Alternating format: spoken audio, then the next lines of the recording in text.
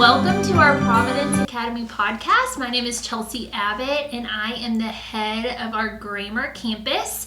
And today I have Mrs. Charla Kite with us. She is our curriculum director at the Grammar campus, and she is here to talk to us all about the heart of classical education. Mm-hmm. Thank you for having me. Welcome. I'm excited to be here. Yeah, so classical education, typically, like, when that's mentioned, people are like, oh, I've heard of it. Some people have heard of it. Or maybe there's a couple like catchphrases that they know, like that they can throw out. Right. So we're going to talk a little bit about that, but go a little deeper today.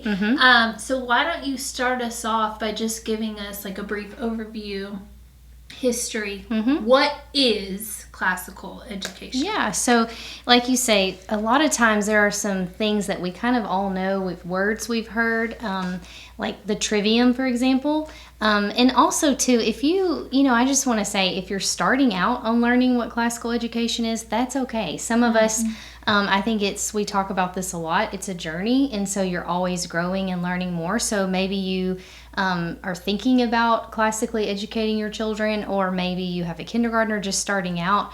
And so I think there are some things that most of us can say, yeah, I've heard of the trivium. That's right. And so especially here at Providence, we have our grammar campus and then our upper campus, and farther than just dividing them physically like that, we divide them up according to where they are in their stages of development, and we'll kind of go into that a little bit later. But some of the common things we talk about are the grammar phase, the logic phase, the rhetoric phase. And so, yeah, those are some things that we can pretty much all agree on, that we've at least heard of that, or maybe you're just hearing it for the first time, but that's pretty common in discussion about classical education. But I think to understand it better and to get a deeper knowledge, you kind of have to have the historical context. When we talk about classical education, what are we talking about? Right. A great resource for anything classical education, basically, is Dr. Christopher Perrin. So most of what I'm going to share is basically like a timeline of classical education. It comes from things I've read from Dr. Perrin. And one of his books, I've actually got it written down here so I can give you the title. He has a book called An Introduction to Classical Education, a guide for parents. And I would say regardless of where you are along that journey that we talked about, that's a great book. If you haven't read it in a while, or if you've never read it, it's kind of a good starting point to get you kind of understanding why we are who we are, why we do what we do. So he kind of breaks it down into some time periods. So you can kind of see how it's evolved over time. But he starts with the classical period, which is about 600 BC to 476 AD. And during this time, the Greeks and the Romans, there's an emphasis on grammar, on literature, logic, and rhetoric. Now, you have to remember that this is a pretty large span of time in history.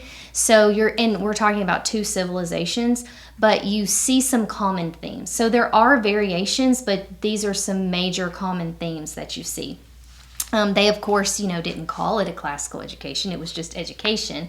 But that's the first kind of point in time that he points us back to when we're trying to trace back where classical education stems from. And I feel like we kind of think of that. Like when we think of classical education, we're like, oh, like the Greeks and the Romans. Right. Yeah. So that is a great, that is our starting point.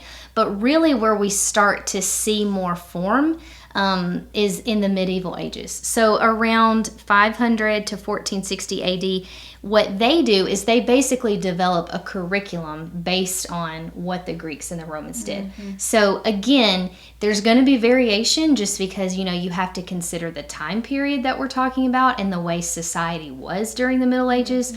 But they really were starting to take what the Greeks and the Romans had done and put more of a form to it.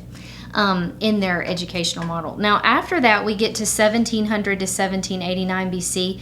So we're talking here about our founding fathers, and during this time period, how were they educated?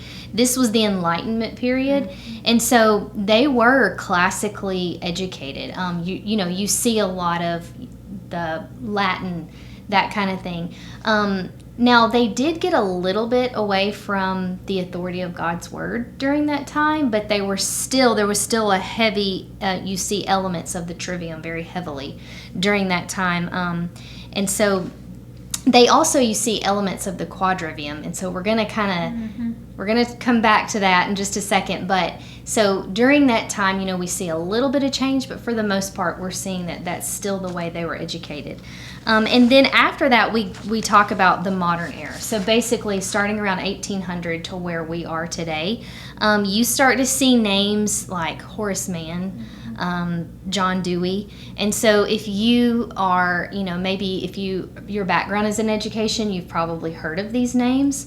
And so most people that we're talking to had an education right like this. Like that's right. And based off the work of individuals like Horace Mann, John Dewey, right.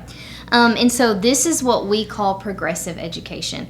And so they really emphasized a learning by doing. And by the 1950s, progressive education is dominant. That's what we see in the world around us in education. Now, some of the things that we see in a progressive education, some of the main changes that we see was that classical languages such as Greek and Latin were being removed from the curriculum.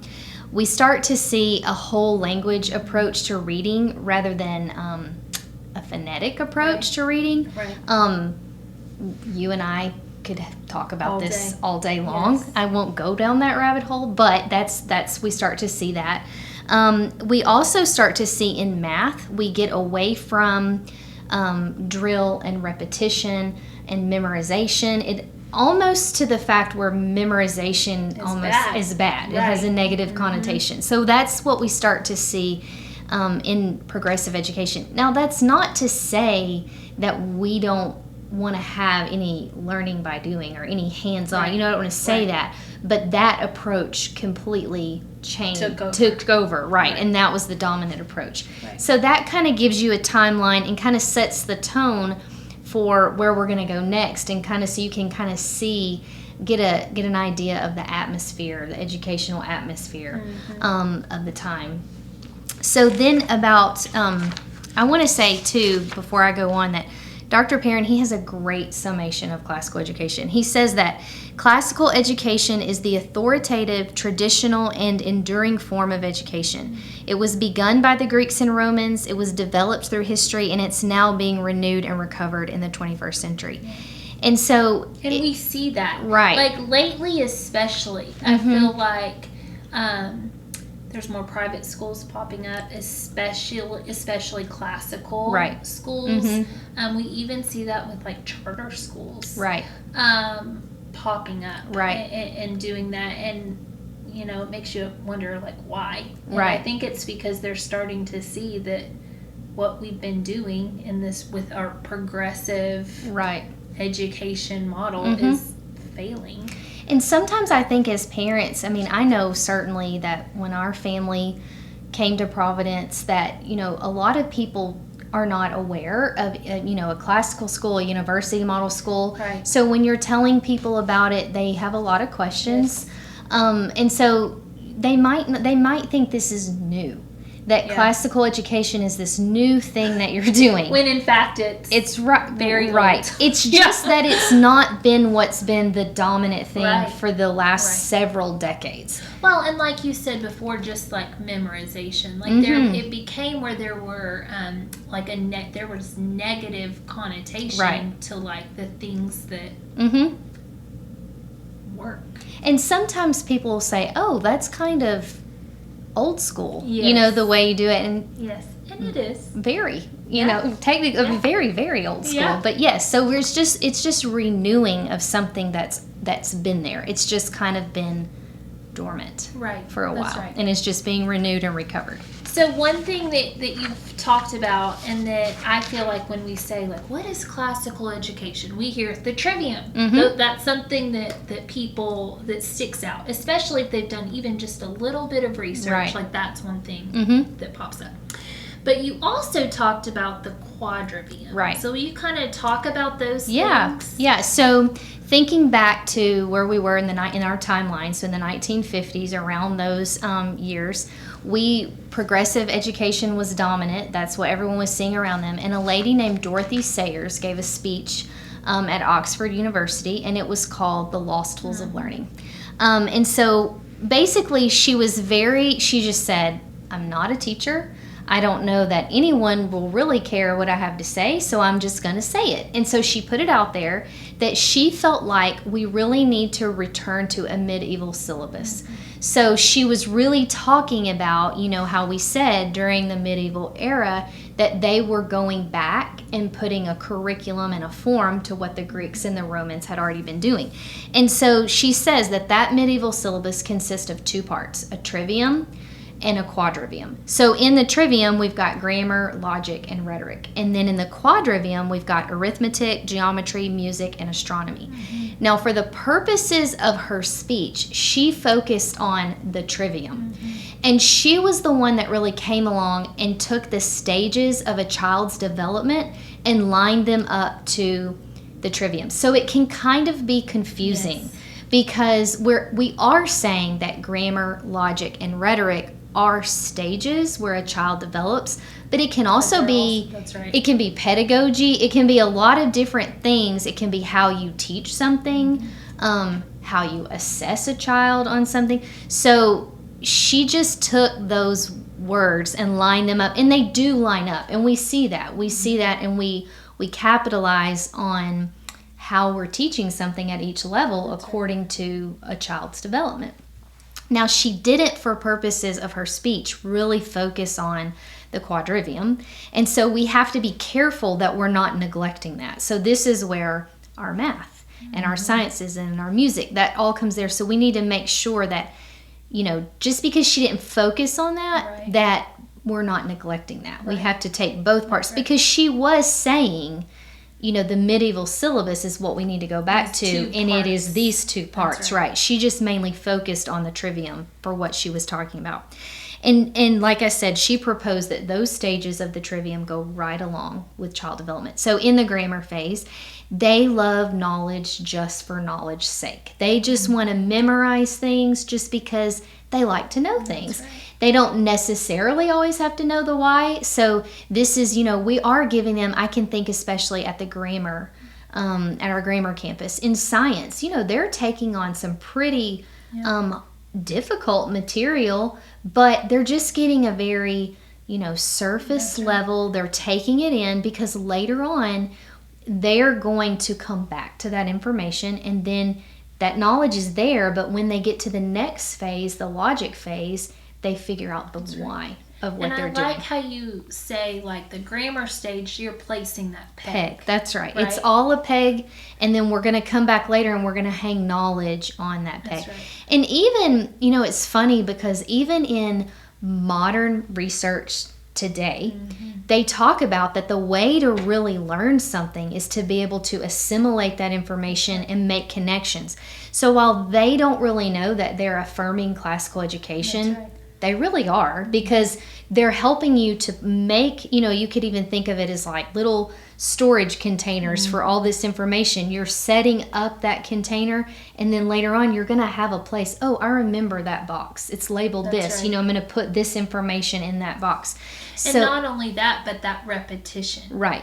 Constantly bringing it back around, which is part of a classical education. That's right. Constantly is it's circling going to come back around. Right. So I really just, she didn't, like I said, she didn't discuss the quadrivium, but she was still taking information. She's still arguing for taking information from elements of the quadrivium and the trivium and just creating those pegs so that we'll come back around to it. So that's kind of a brief, overview of Dorothy Sayers, but she is the one person that when you go to schools and they might have you read The Lost Tools of Learning. She's really kind of the starting point that we see a lot. She is, we have to give credit where credit is due, and she really was the first one to start saying, okay, give it a name. Give it a name, and this is what Right. we need to do. We need to go back to. And then we start to see, like, even people start branching off. Yes. her. And so you do see a lot of differences Right. even within classical education. But really, I mean, and that kind of brings me to the next point of, the why behind it. Why do we do what we do here? Why do we think this is the best form of education? In this book really changed. If I had to, it's really hard to pick a favorite, but I would say that this book really, as an educator, it's one of my favorite books. It really had an impact on me. Probably this book and the 7 Laws of Teaching. And so if this book is easily accessible. Any parent could read it, even if you're not in the classroom. But it probably, if you're a teacher, it really will be. And you're talking Wisdom and Eloquence. Yes, so the book is Wisdom and Eloquence by Robert Littlejohn and Charles Evans. It has some school-specific type stuff in there, but it was a great book. And that book really helped for me to affirm for me the why behind classical education. And so they give 2 reasons why you would want to have a classical education for your child. So one is a biblical worldview. Yeah. So we want to equip them with a biblical worldview. Like you mentioned earlier, we have classical schools they're different types.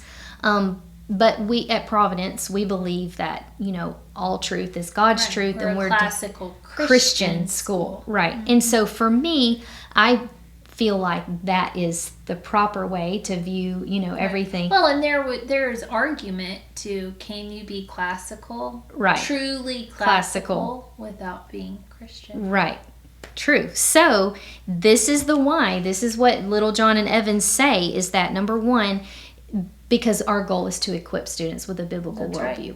Right. And it goes along, I think, with the stages of development, because ultimately, when they're in the last phase, when they're in the rhetoric phase, we want to teach them to be eloquent speakers, and not just for the sake of doing so, but so that they can further God's kingdom.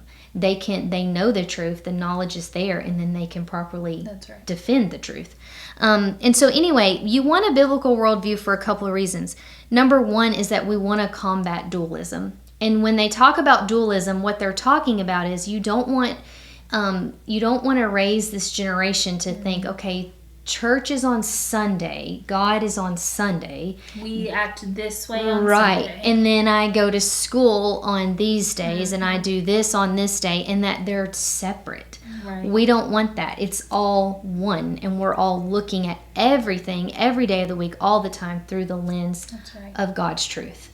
So that's first. We want to combat that dualism. We don't want them to have that. And then also to have an answer to the why questions. Another book that I read was by Rebecca Merkel, and she gives a very good picture, I think, of what a biblical worldview is. She said it's like when you sit down and you do a puzzle. If you try to do a puzzle without looking at the picture on the box, you don't know what piece goes where. You don't even know if this puzzle piece even fits in this particular puzzle that you're doing. But when you're looking at the picture on the box, that's how you decide where things fit, what I need to throw out, what doesn't fit at all. And so a biblical worldview, she says, is the picture on the box. And so that's how you're able, because the world's going to throw a lot at them, a lot of questions, a lot of things that they need to think through, decisions they need to make. And so they need something from which is their looking point, what they're looking at to put their puzzle together. So I don't know. I just thought that really painted a great picture, a great visual of they've got an answer to the why questions, because they are going to be faced with very hard questions, but they've always got an answer to those questions. The other thing is enculturation. And so our kids, whether we like it or not, the fact is that they are constantly being enculturated. And so this is how you kind of learn to the culture around you and how to assimilate to the practices and values of what's going on around you. So it's going to happen. It is. whether we like it or not. That's right. So we can either be passive in the process or we can be active in the process. So it's kind of like that phrase of what's caught versus what's taught. And I think that's one of the beautiful things about Providence is that our teachers are not only actively teaching God's word and integrating it into everything they do. So that's that's what they're teaching them. But then they're also, just by being who they are and modeling for their kids, our kids are also catching a lot just by watching their teachers and how they respond and how they treat people and that sort of thing. So that right there, you can't even really, it's happening all the time. Right. It's just by being who they are, our kids, that helps in that process of trying to actively enculturate our children. Right. So we talked about in this passive versus active, the Greek words are, we have the paideia, which is the formal instruction. So that's what they're actively teaching them. That's when you go into classrooms and one of the things you're looking for is biblical integration. And so that's that paideia. But then you have the nouthesia, which is how we model godly wisdom, how we correct them, how we teach them how to interact with their peers. So, that's not on the lesson plan for the day, but it's equally as important. Right. And so I think it's such a blessing that our kids have that, at, who they have pouring into them at their school. So that really is a big part of classical education. Right. I think it's important too, at our school, we're not only classical, but we're also university model. Right. And so as moms, we're home doing this. So it's easy to be like, okay, this is what it should look like at school. Right. But also, what is it supposed to look like? That's right. At home. And so sometimes, doing it at home isn't always easy. Right. Right. And there's those days where you're like, oh man, today was rough and I'm tired. But I think if we just keep why are we doing what we're doing? Why is this, why should this be the focus? Why is it important that I'm sitting here doing math and doing reading? And sometimes I even have to remind myself, it's important. The why for us is because this is giving them a better understanding of who Jesus is, of who God is. We do math because it shows us that He is a God of order. Right.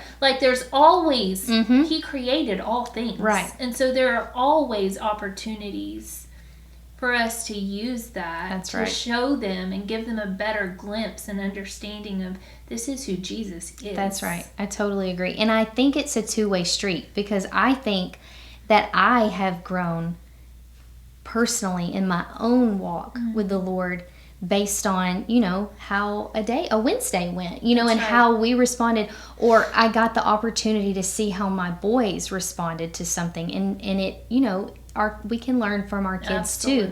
And so I think it goes both ways. We are, shaping them and trying to mold them, but also they've done the same for me. For us. Right. That's sanctification. Yes, right? Exactly.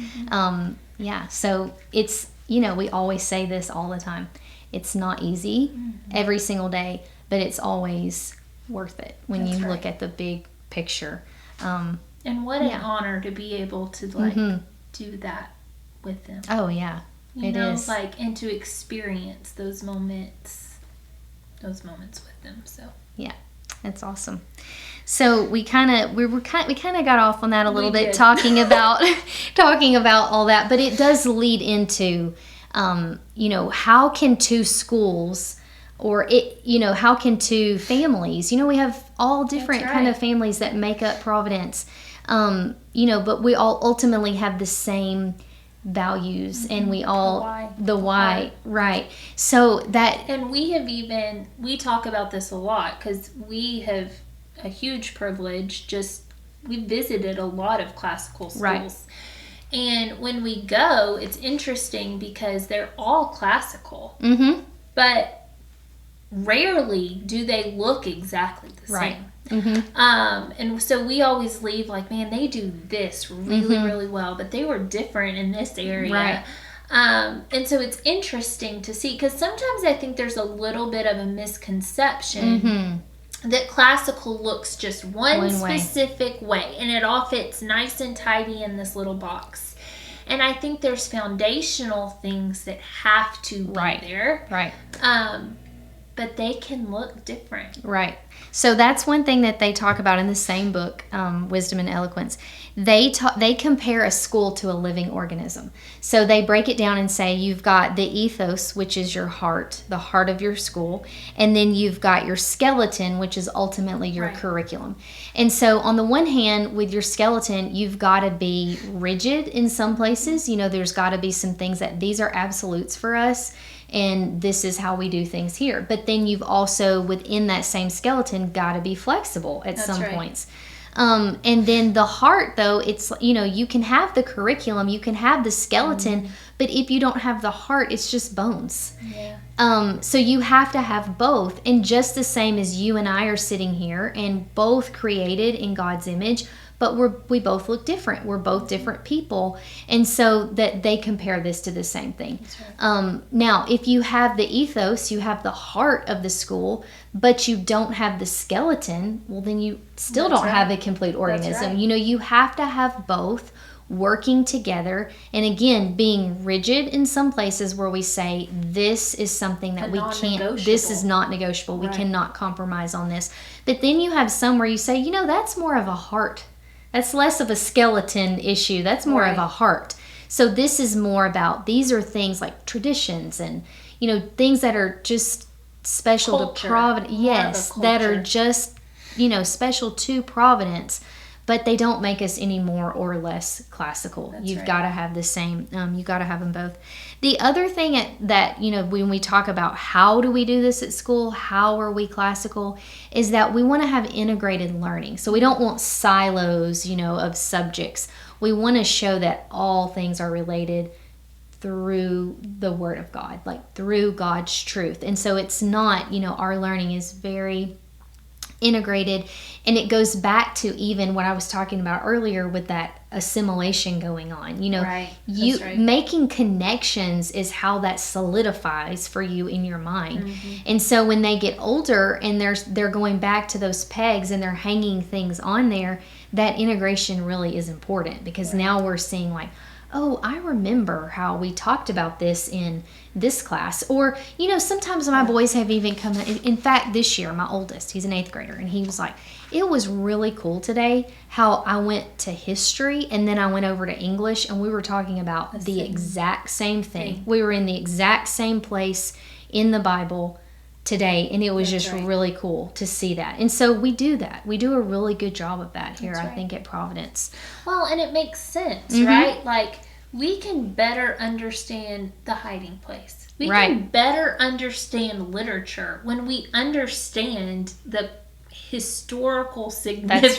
That's right. Like, they go hand in hand. Right. And then what better way to take that, like a book like The Hiding Place, look at all the things that you can look at from that one book and say, okay, but what does God's word say about this? That's right. Where do you see that, okay, this was their mistake. This was the problem. What does God's word say about this? What would have been a better way to respond? Or, and you can do that with any book that they're talking about. So it's so great to see how they do that. They have those conversations and bring, any book that they're reading.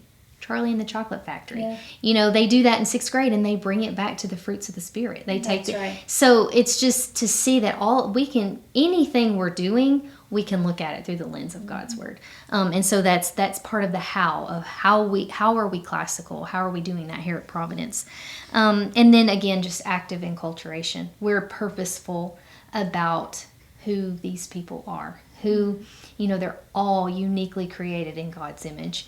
And so we're active about, we care about their soul. We care about more than just them academically. We care about them spiritually. And that we're working together as a team, family, school, all of us, to be active in the enculturation of the kids that have been entrusted to us. And I feel like we sometimes hear schools say, like, we're educating the whole child, right? And that's kind of like one of those catchphrases, like you hear, like, we care about the whole child. And oftentimes they leave out the soul. Right. You know, like, and I do believe at Providence, like, we care about their heart and their mind and their soul. Right. Because you can't have one with the other. Exactly. It's just, I mean, to go back to the illustration of the living organism. That's right. You've got to consider both. You have to, you know, and I would argue you're not educating the whole child if you're not considering who, you know, their spiritual health as well. Right. But we do that at school, and then also we see that, you know, who else it should be is better to do that than parents. And so our kids are getting that time through the university model to be able to have their parents, like you said earlier, being so active in that process. And a lot can unfold in a home day. That's right. As we know. So a lot of opportunity for learning and growth and prayer. But I joke, but seriously, parents do such a good job of pouring into our kids and praying with them about, you know, things because that might goodness, is there anything else? I mean, anything more precious on this earth than your children. Right. You know, than your babies. Like, you want anything, everything good. That's right. For them. That's right. Know? And we talk about this every year at, you know, back to school at our professional development with teachers. We always say that when those kids walk in the door on the first day of school, that their mom and dad just gave you the best thing they have. That's the very best thing I can share with you. You know, I had a professor in college, and she always told us that. She was like, you have to understand, like, these people are giving you the very best parts of themselves. And I never really, I mean, I heard it, and I was like, oh, that's sweet. But you don't get it. Right. Until it's like, everything I've ever done in my life is like nothing compared to this gift that I'm giving you.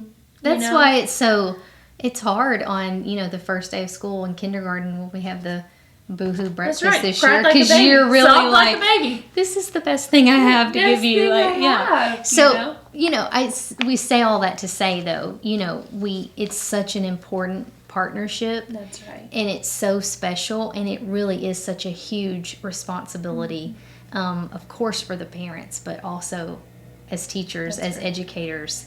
It's so honorable that you would entrust them to us. But I think that's the beauty of our school, is that I think we're all cognizant of that. You know, I think we understand that you really are sharing the best thing you have with me, and it is a privilege to get to see that little face in front of me every day. Anyway, Anything else? I think that's it. That was like, man, we covered a lot. We did. We did. We spent some time talking about the skeleton, and the curriculum and those non-negotiables. And so we're going to, there will be another podcast that comes out where we dig into that. Like, what are some of those non-negotiables for us at Providence? Yes. What does our grammar curriculum specifically look like? Why is that important? And so more on that will be coming soon. Thank you. Yeah, thank you for joining. And if anyone ever has any questions about books or book recommendations, I know you or I would be happy to share books that we've read. You know, some quick reads. If you're like, okay, here's a classical education 101, read this book, we'd be happy to share anything like that with you. That's right. Okay, well, we will see you guys next time. Bye. Bye.